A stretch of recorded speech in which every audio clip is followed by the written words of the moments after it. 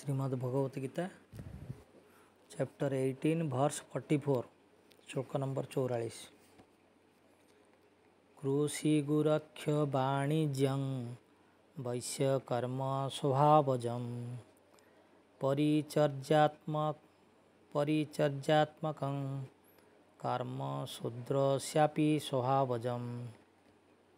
कृषि माने कृषि कर्म, गो माने गाभी, रक्ष माने रक्षा करिवा रक्षण, वाणिज्य माने वाणिज्य, वैश्य वैश्य, कर्म माने कर्तव्य, स्वभाव कम माने स्वभावजात, परिचर्या माने सेवा, परिचर्यात्मकम माने आत्मकम माने स्वभाव प्रकृति, कर्म माने कर्तव्य, शूद्रस्य माने शूद्रर, अपि माने मध्य, स्वभाव माने स्वभावजम माने स्वभाव सिद्ध। कृषि गुरक्षा वाणिज्यं वैश्य कर्म स्वभावजं परिचर्यात्मकं कर्म शूद्रस्यापि स्वभावजं।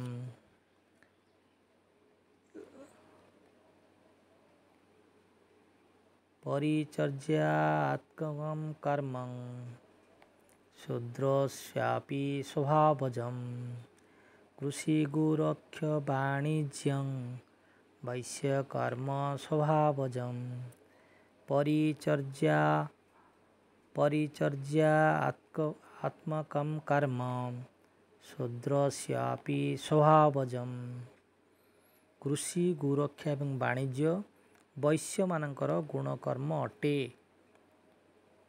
एवं शूद्र मानक निमित्त श्रम करिबा एवं अन्य मानकर सेवा करिबा कर्म निर्दिष्ट करा जाइछि। ए श्लोक रे कृषि गोरक्ष वाणिज्यं वैश्य कर्म स्वभावजं परिचर्यात्मकं कर्म शूद्रस्यापि स्वभावजं।